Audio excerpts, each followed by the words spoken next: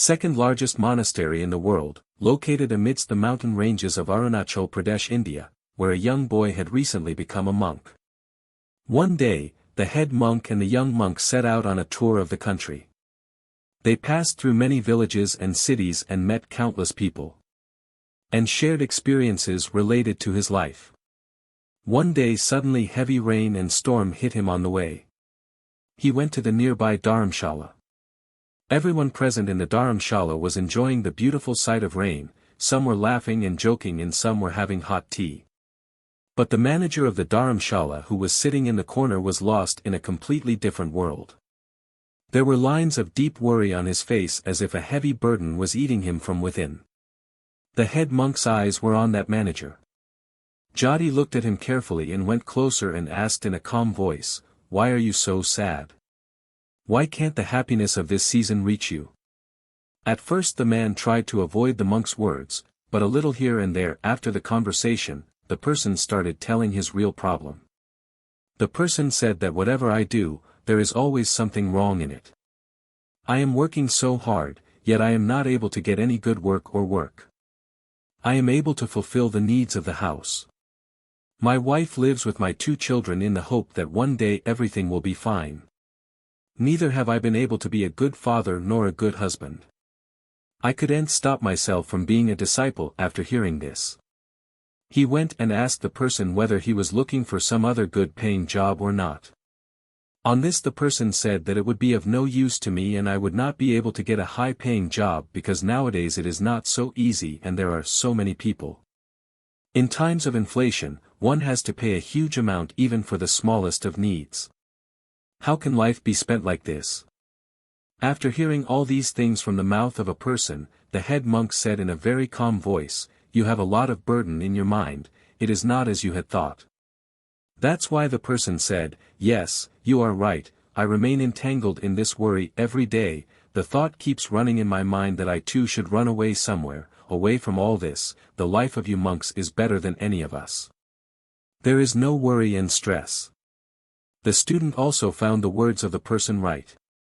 He felt that it is justified for the person to be worried in such a way that he is not able to fulfill the needs of the family, is not getting enough money to run the house, is worried about the job, and if things don't happen as per your expectations in life, it is a common thing that a person goes under stress, he should not have any worries. How can this happen? But the disciple was completely wrong because the guru replied to this question of the person in this way. The disciple was also surprised. The guru said in a serious voice, "And with this habit of worrying so much of yours, perhaps everything would have been fine. Just think, if this had not happened, what would you have done?" The person said, "I don't understand. What do you want to say?" The guru again started saying in the same serious words, meaning that instead of being happy for what you have, you should be worried about what you don't have. You only thought about the problems, worried about them and started nurturing that worry. Have you ever thought about it that because of this worry of yours, you are insulting what you have right now, while your family is being fed by the same job, which you are considering as good and bad, that is why you should be calm, happy and not worried. The person said, "Yes, but I am worried about the problems I am struggling with. Apart from me, everyone else is happy and living a comfortable life. I feel like somewhere. Should I run away to where I can find peace?" The guru said, "Yes, you are right. Apart from you, every other person is happy, who instead of sitting with his problems, is engaged in finding solutions to them and eradicating those problems. Don't you feel that every single one of you here is precious? While living each minute suffocatingly, with so many worries pressed on your chest, you are wasting your life like this. Have you lived your life properly with so many worries?" The person said, "But you tell me, Guruji, is there any person like this? How can it be that there will be no worry, no stress, no disappointment in his life?" Yes, I agree that you are away from this worldly life, but the life of all those who are stuck in this world and who want to fulfill their responsibilities till the end. I have so many worries that everyone is almost like me. Tell me, have I done something wrong by worrying so much? Are my worries worthless? Am I wrong in thinking that I am not able to keep my family happy? Spend some time listening to the person. The disciple also felt that the person was right in saying this. After all, how can a person be such that there is no worry, stress and despair in his life?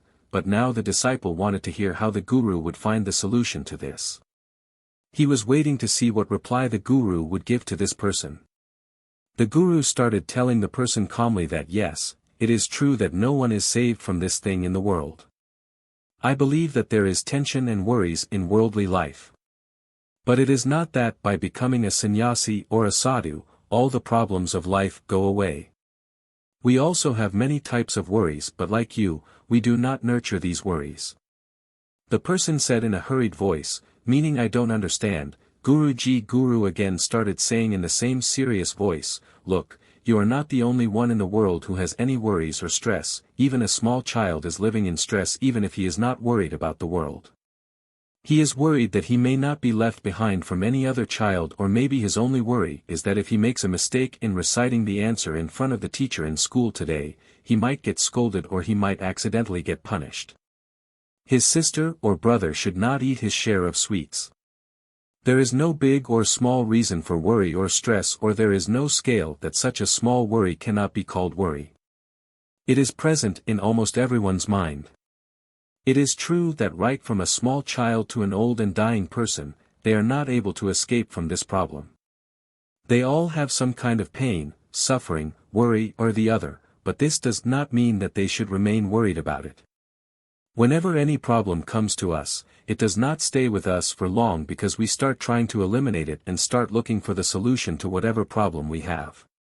If I say in your language, you can find the solution to all your problems. Instead of giving that problem a home in your heart and mind as well as your body and nurturing it by worrying every day, it is better to try to find a solution to that problem after it has arisen.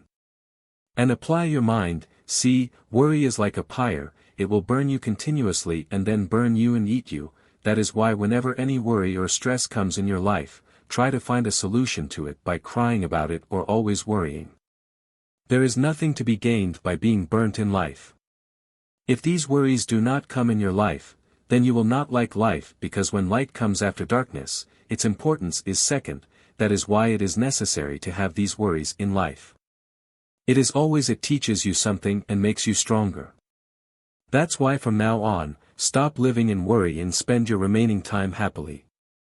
Such a complicated problem which is revolving around every person at this time, has such an easy solution. Seeing what happened, both the disciple and the person were completely surprised. Hearing the words of the Buddhist monk, the person felt that perhaps we all have made our lives a little more difficult.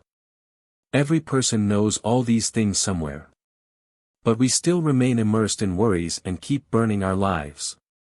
He thought that perhaps this Buddhist monk or any monk lives such a calm and settled life because he can easily find a ray of hope hidden in the complications of life. Because he wants to see the same ray of hope which makes life more resolved. The person got a new energy from the words of the Buddhist monk and a new perspective to look at the problems. He decided that from today onwards he, instead of worrying about the problems, concentrate on finding their solutions. Friends, I hope you liked this video. If you liked the video, you can also like the video and subscribe to the channel. Thank you.